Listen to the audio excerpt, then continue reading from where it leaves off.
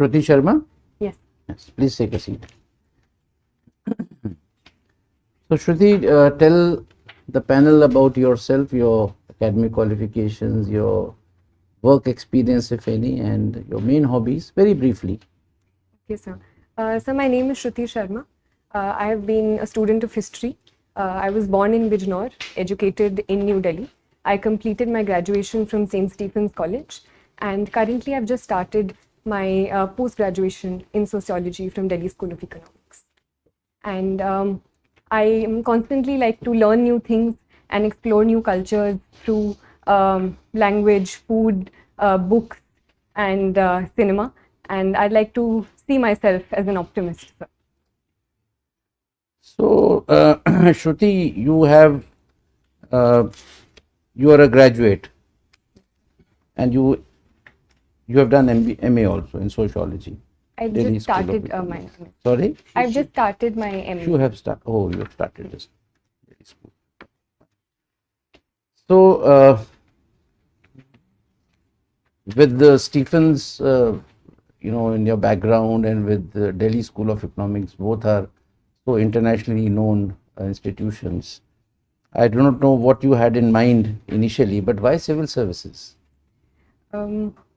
So there are a number of reasons why I want to pursue this profession.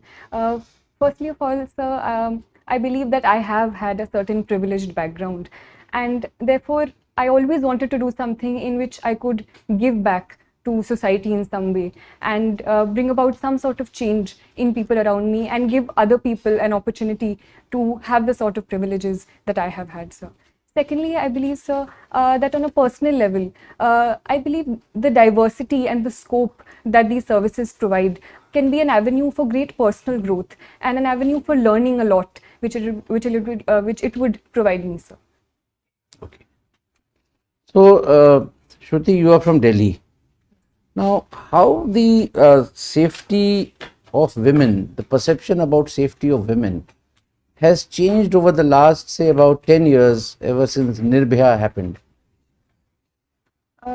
Yes, sir. So the Nirbhaya incident was a turning point in terms of the global discussion that happened around Delhi regarding women's safety. So, in a sense, it was a turning point, and a very bad incident set the precedent for a lot of good steps that were taken post that time period. So, a number of steps have been taken since that time period by the union government and the Delhi government in that regard, ranging from the Nirbhaya Fund to certain steps by the Delhi government to increase CCTV coverage and reduce dark spaces, to also increasing scope for better mobility for women, be it in the space of women marshals in the buses at that point. So I think a certain progress has taken since that time period. Shruti, have you heard of a matter going on, Hindu minority status? Yes, sir. So I just recently What is read the in the issue, news. if you can just throw some light? So, in the limited knowledge that I have currently, sir, about the topic, it is about the authority of the state versus the center in deciding the status of minorities with respect to religion. So there have been certain cases, as far as I recall, sir, such as the TMA Pai case, which talked about whether the minority status can be decided on a state level in terms of religious minorities, or it can only be decided in terms of the central government. So I think that is the issue. No, but this is primarily related to Hindus being given minority status in those states where they are in minority. Presently, even if suppose in the case of, say, Punjab or JNK, right, Yes. where Hindus are in minority, but the actual minority status is given to those who are in majority. So a PIL is in Supreme Court. Yes, sir. The center has asked Supreme Court to consider this, that we would like to give minority status to Hindus in those states which I have mentioned. Now, since I have already given you an idea, what are your views about it?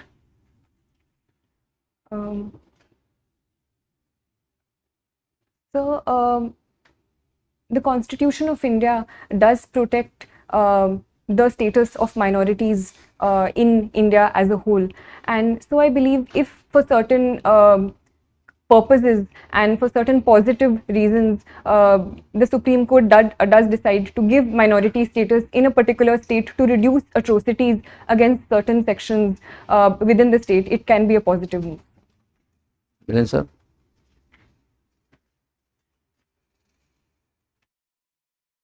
Question, I'll take it on. You see, the Supreme Court does it. Supreme Court in no way is in a position to stop atrocities. It will only adjudicate a matter in view of the constitutional scheme. What does the Constitution provide? So, how do you think it would stop atrocities on minorities, religious minorities at that? So if it can provide in the future a certain safeguards that the minority status can provide and certain special steps that can be taken for minorities in a particular state. Can you give any example when Supreme Court has provided safeguards, laid down safeguards?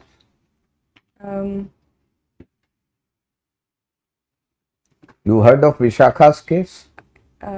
Yes. Okay. You've been a student of history. Yes, sir.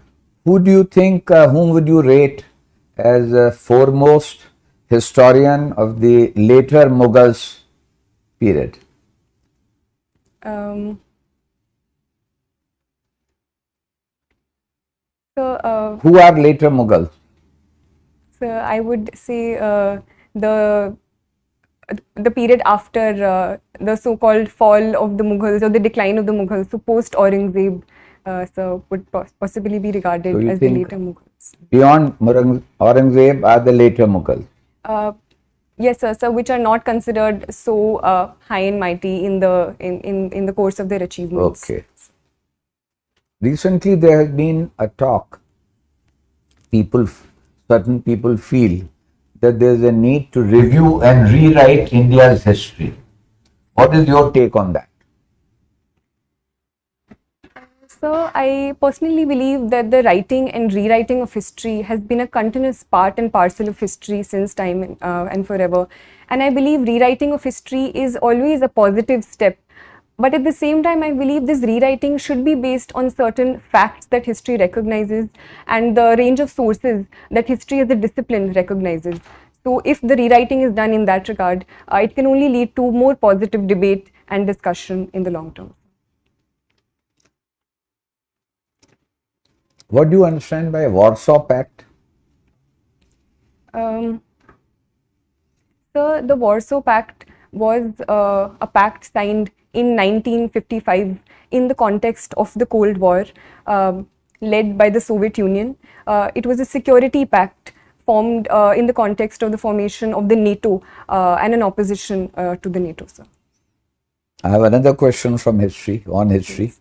What was standstill agreement? Sir, I can't recollect at this point. Okay. In your resume, I found that you took part in parliamentary debates. Now, how are the at school or college level debates different than parliamentary debates?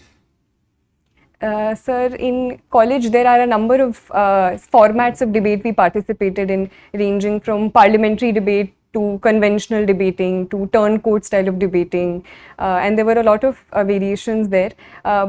The structure of the debate is a 3-on-3 format. So while certain positions were the same, such as opposition, leader of opposition, there was a whip speech as well. But I believe the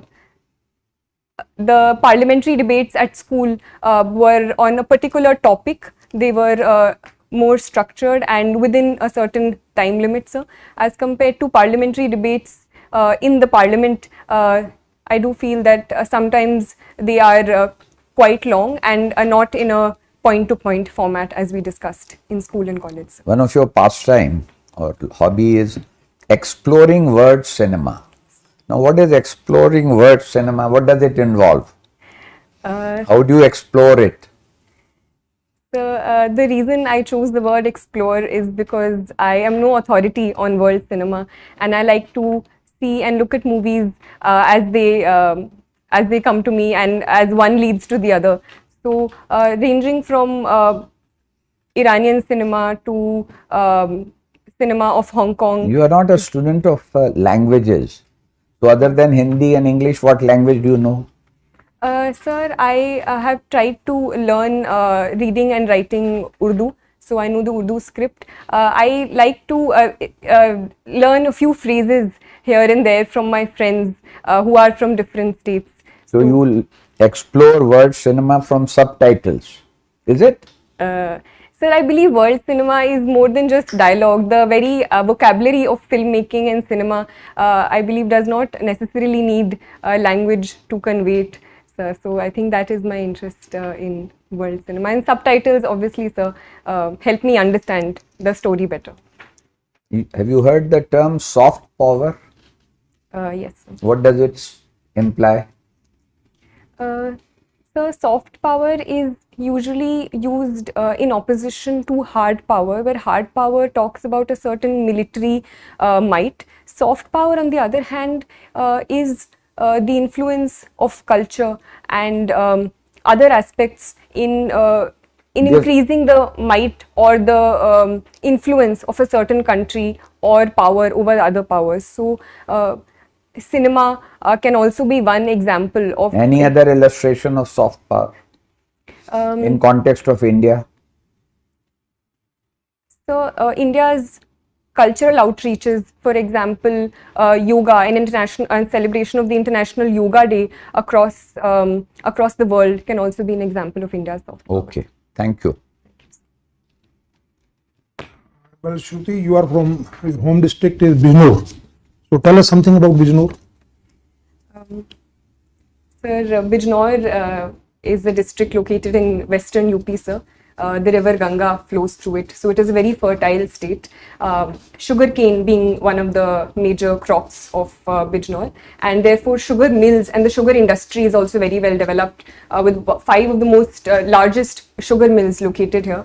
In terms of historical importance, the place Vidurkoti is associated with Bijnor.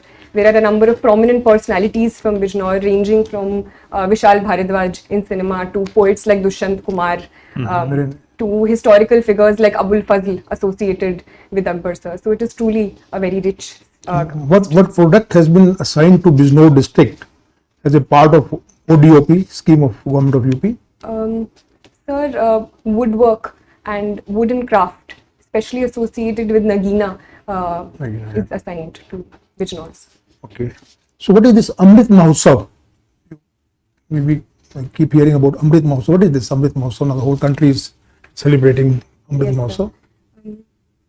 Sir, the government of India is celebrating 75 years of India's independence through Azadi Ka Amrit Mahotsav, where we are celebrating the Indian culture through performing arts, through our handloom, through celebrating our history. So various steps have been taken under this, ranging from establishing tribal museums to organizing certain cultural events to organizing quizzes related to India's culture on online platforms as well. Okay. So basically we are celebrating 75th year of India's independence. So even after now 75 years of independence and so much of progress on various fronts, still we have a good number of people who are having severe problem of poverty. As per recent data of Niti Aayog and even the international poverty check, we have, I think the number of course varies around 7% to 12% from different sources. What could be the reason why we have not been able to tackle this problem? So, I believe that a lot of progress has happened since the time period of India's independence, where close to 60 to 70% people were below the poverty line, to currently today, where close to 20% are considered according to the Tendulkar committee report. So a certain progress has taken place and the progress is ongoing, sir. But simply because of the huge challenges associated with such a large country, with such a huge population, and the over-dependence on agriculture to a certain context, I believe, has been responsible. But government steps are ongoing to reducing these hurdles by taking steps in the realm of industry, in the tertiary sector and other spaces. What is the current size of Indian economy in US dollars terms, approximately? I can't recollect the exact. Okay. So we have set a target of 5 trillion US dollars economy by 2024-25. Currently we are at around 3 plus. Do you think we'll be able to go somewhere nearby by that time? Is there any, what measure do you think can Government of India take to really give a big boost to our growth? Yes, sir. So I do believe that I am an optimist. So I would say that we can surely reach this level. Certain obstacles are there, especially in context of the COVID pandemic and certain repercussions of the COVID pandemic, which have been on the global economy as a whole. But personally, sir, and as per the Niti Aayog report as well, infrastructure is one area where we do need to spend a lot of money in. So the Niti Aayog has said that $4.5 trillion dollars should be spent in infrastructure creation till 2030. So that is one area we need to work on and are working on. Secondly, sir, is the area of industry and manufacturing, which the government has also given a lot of importance to, especially the PLI schemes and Assemble in India programs, which we are encouraging. MSME is also one sector in the manufacturing sector. Through various Mudra schemes we are pushing forward. Thirdly, sir, is agriculture, because more than 50% of our population is dependent on agriculture, and unless and until we tap on that front and diversify and add more value added products to agriculture, that can't be done. So in that context, giving importance to food processing industry is important, and bridging the gap between the farmer and the market through technology is also one step. So what is the scheme for basically promoting this food processing industry launched by the Government of India? So there is this scheme, I can't recollect the name, but it PM Pradhan Mantri Kisan Sampada Yojana. So in your opinion, which is the very significant public policy initiative in the last couple of years by Government of India, which has done really, in your opinion, has done really well? Sir, I think in the light of the COVID pandemic, the PM Ayushman Bharat Yojana has been very instrumental in expanding the public health infrastructure across the country and providing affordable healthcare to most sections of the population. So in your hobbies, you have mentioned practicing yoga. So you do it every day, or? I try to. Okay. So recently one very important development has taken place with respect to traditional medicine. Are you aware? Last 1 week only, and quite something to do with WHO, the traditional medicines. I'm sorry, sir.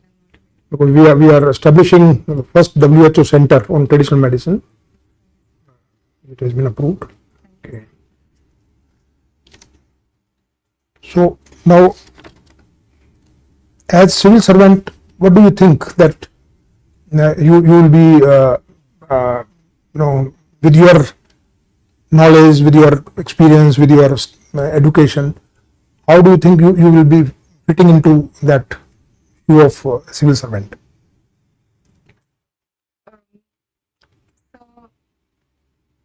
Sir, as per my background, I feel that my background in history can help me understand present social realities in a more wholesome way, and therefore solve them using that background of history and the social sciences, sir. So firstly that. Secondly, sir, I believe I think I do have an ethic of dedication towards my work and personalized work ethic, where I am able to stick to deadlines and perform work in an organized manner. So that I think can help me, sir. Thirdly, I believe, sir, that I like to work in teams, and I have good interpersonal relationships with people around me, and I have been told so. So that also I think can be an asset. So have you any experience of working in a team in your college or university days? Yes, sir. I was in school. I was in the student executive, and I was appointed as the secretary of cultural affairs. Okay. So we organized all school events and participated in and organized all the events during the entire school year. Thank you. Shruti, you are a student of history Yes. and you have sociology, you're studying sociology. What was your optional paper in the exam? It was history, sir. It was history. Yes, sir. Okay. What stand has India taken on the Ukraine war? So Ukraine, so India has taken multiple stand on the Ukraine war. It has taken a very assertive stand in first and foremost condemning the violence perpetrated by both sides. So, and it says that it is bound by the UN Charter and stands for UN Charter and territorial integrity and sovereignty of any nation. It has also been talking to both sides and arguing for and asking for a position of dialogue and diplomacy to solve the war and a complete cessation of conflicts. What is India's voting record in the UN Security Council and General Assembly? Sir, I'm sorry, sir. In the context of the Ukraine war, so India has abstained from any resolutions by either of the two sides condemning the other. Sir. Is abstaining meaningful, or does it mean that doesn't mean anything? Sir, in the context of India, I think it is a meaningful stand, and it helps India maintain its strategic autonomy on the issue and upholding its national interest in both cases, at the same time providing itself an avenue for talking to both sides simultaneously and not antagonizing any of them. Do you think India's relations with Russia, those relations with Russia are also a factor in this decision? Sir, I believe that India has categorically condemned the violence that is happening. So that is a constant thing which has led to this decision. But at the same time, it has also abstained in the context of making sure that it does not antagonize both sides and at the same time maintains its strategic interests. So. Why is the US so keen to expand NATO to include Ukraine? Why?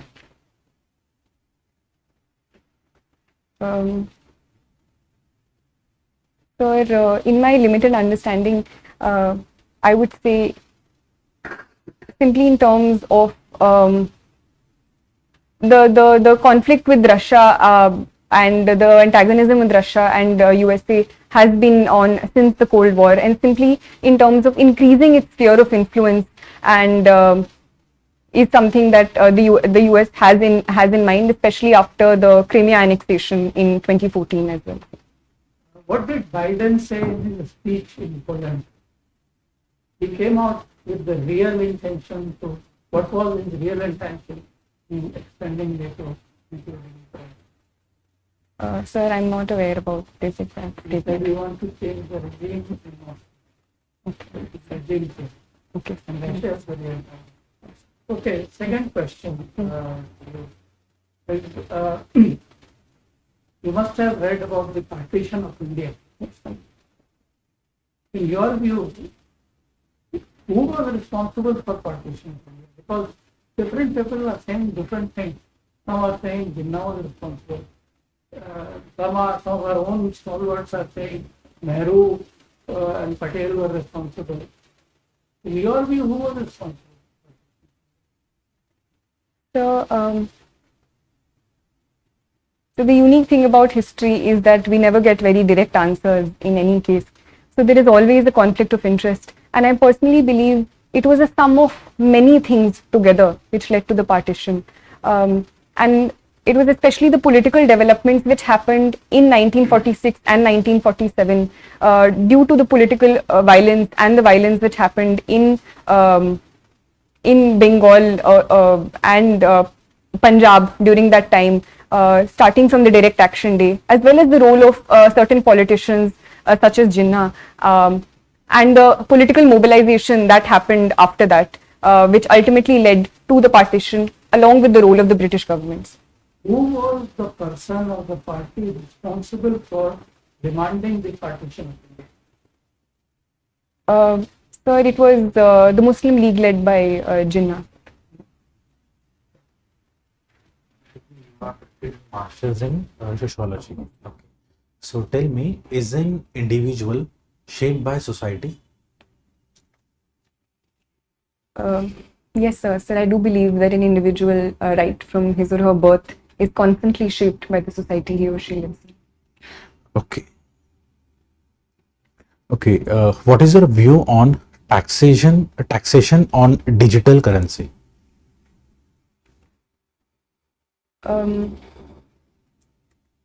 So this was a step that was taken in the context of the current budget, and where cryptocurrencies have come under taxation, sir.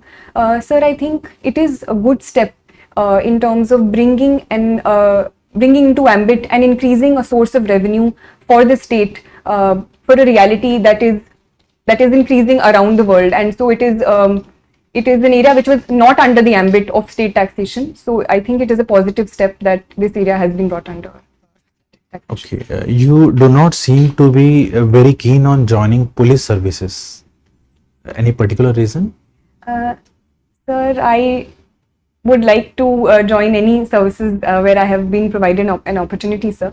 But since I was provided these options, as compared to the other services above it, I personally feel that I am temperamentally more suited for the other services, and I've talked to other friends, and it also involves arms training, and that I would personally be less comfortable with, but I would be overjoyed if I get to perform in the services, and I would do it to the best of my abilities. Thank you. I pass on to Chairman, sir.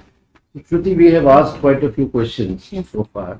Any question which any topic which we may not have covered, or some topic which may be of your choice, you would like to ask the last question from the subject of your choice? The poetry is something that I So really- poetry, tell me which kind of poetry you recite or write, English, Hindi? Sir, I like to read Hindi, English, as well as Urdu poetry, sir. But one of my favorite poets recently is Sarveshwar Dayal Saxena, sir. So tell me, how have poetries helped in the India's freedom movement? The poetry is a very potent tool in raising the motivation of people and raising the sentiments of people. So poetry has been a very important part of the freedom struggle as well. One immediate example that comes to my mind is Faiz Ahmad Faiz Subh Azadi, which was in association with the freedom struggle and the partition specifically. So thank you, Shruti.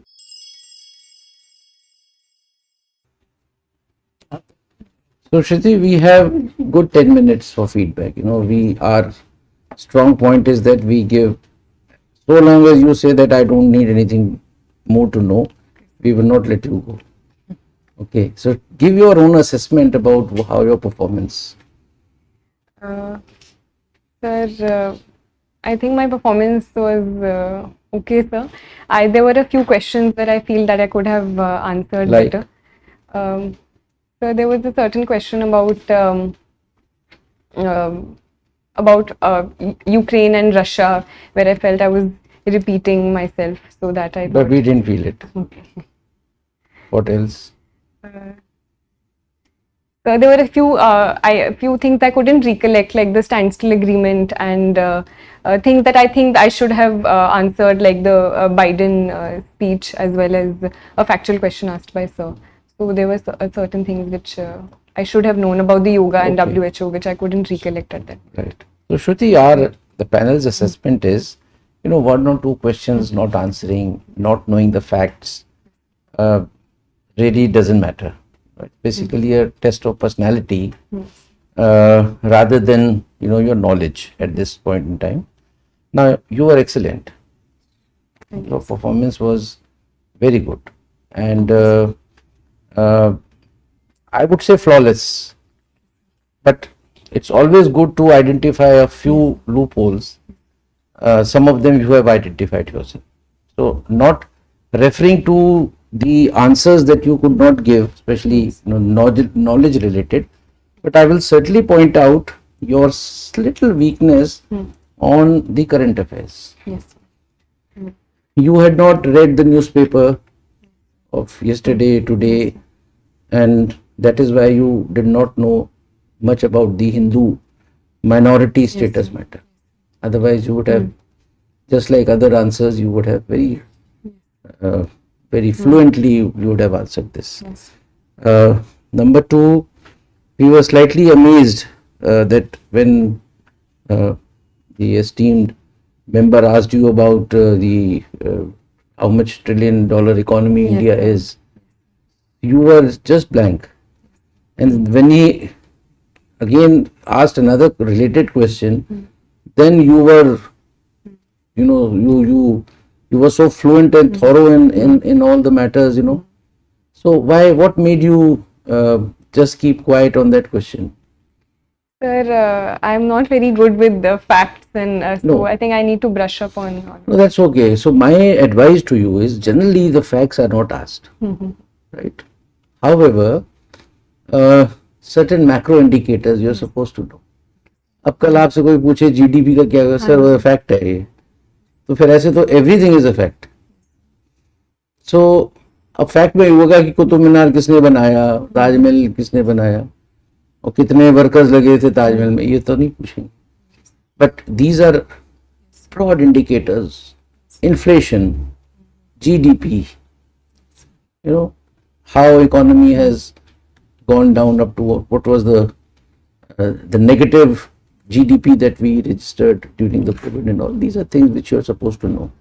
So my advice to you is, when on such a question you were asked and you did not know exact the number, don't keep quiet.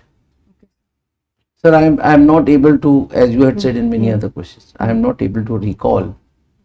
But you knew about $5 trillion economy. You knew. Yes. Immediately उसके बाद कहिए कि sir, I am not aware exactly how much we have recorded this year. However, I am very much aware of the fact that India is aiming to become a $5 trillion economy. Initially, it was to be accomplished by the year 2024-25, and that's all.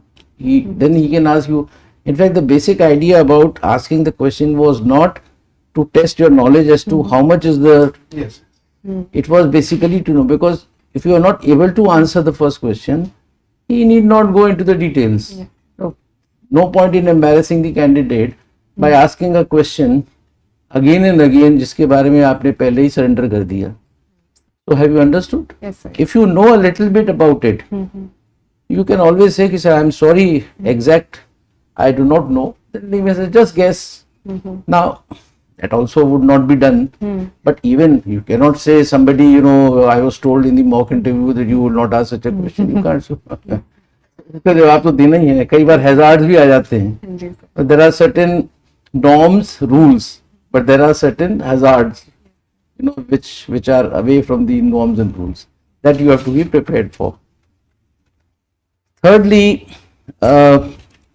your first question about giving back to the world. You mentioned 2 points. Yes. Giving back what I have accomplished, the privilege. Now, what privilege? You are just 24 years old. अभी तुम्हें दुनिया ने दिया क्या है? right? You can say when you are at the fag end of your career, maybe people like us who have retired, we are giving back to Chair Academy, our experiences. So at this point in time, this answer is not apt. But second thing that you mentioned about diversity, you expand that a bit more, right? So public services, the basic difference between whether you are an academician, whether you are a corporate in corporate sector, when you have to choose the civil services, the first thing is that you are joining a public service. You're keen on public service. That is the uniquest part about civil services. तो public services में कई बार ये भी पूछते थे, public service करनी थी तो you should have become a leader, political, you should have joined politics. Yes. Somebody can ask you. So you can, find an apt reply to that, but वो पूछेगा नहीं ज़्यादा.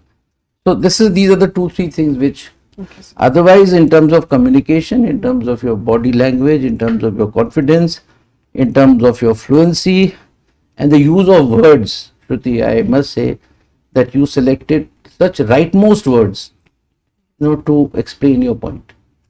That's your strength. So we have assessed you as 70%, which ours is the highest. So you have begun with a good note in the morning, and any questions if you have. Yes, sir. I wanted to ask one thing also, which sir asked about the IPS. So, do you think I can give that answer, or is You it get the appropriate? right answer. Yes. Please, I share everything which the chairman has said. Myself am particularly pleased that you have given the foreign service as a second choice. You are the first candidate who has not given it as a third choice. Yes, sir. And but if you have given it as your second choice, Yes, sir. then for issues like Ukraine, you need to go a little deep into that. Okay, sir. Okay. So that is what I would like to say. Selection of words was mentioned, and that is a skill, and one of the essential skills required for a diplomat. Yes, sir. So don't change. My own advice is don't change your option. I'm joking. Okay, sir. To you. So once I wanted to ask sir, what would be a good answer to the question where you asked about is Russia one of the concerns why we have abstained? Russia is the concern, which is the main concern, Yes, sir. because the US has been putting pressure on us Yes. to vote with them. We have resisted that pressure. Why? Because of Russia, because of our dependence on Russians arms imports, which are very important for us. So, as you said, national interest is the most important thing. So, our national interest is to stay neutral in this. But should we, in any case, I think it is an unjust war inflicted by the West on Russia. Yes. You don't have to say so many words, but most of us in Delhi, the foreign service community, they see it in these terms only. So it is you are also on the right side of history. Though your Western media will tell you that you are, why is India not voting for us, this and that. But if you ask this question, then you say because of our national interest, because we import arms. And at this point, with China on our border, one side, the arms need spare. Okay, sir. Yes. Anything else, Shruti? So you were saying something. Sir. Shruti, I was telling there's a question about the why IAS, why not IFS. Normally, it is not asked. This is again in that hazard category. And if it is asked, and the reason why it is not asked, that the interview board doesn't want to give any particular importance to any service. That's one. Number two, the perception of the candidate should not be like this, that this service is superior, this service is not so superior. You haven't got into any service. You can get anything, so why should you get disturbed about it? in case somebody asks, like it was asked today, the best thing would not to compare the services, which you did not, and take it on yourself. Sir, I am best suited. I thought my personality or my not even liking, I'm more suited for, or I'm not suited for the Indian police service, which you said. Without criticizing, you know, sir, a lot of foreign, this is a lot of traveling, I want to be in India, this, that. Or my father said this, mother said this, no. Just take it on your own. You are more, I think, suitable for this particular service. So I thought that I'll do justice with that service if I get it. It was the word temperamentally, which is a fact. It's not like me. I'm temperamentally not suited to the police. Yes, sir. Yes. Temperamentally. Right? Thank you so much. Thank you, sir. All the very best. Thank you, sir. And if you have done your means, Shruti, we are anxiously waiting to see your name in the list, final list. Thank you, sir. Yeah.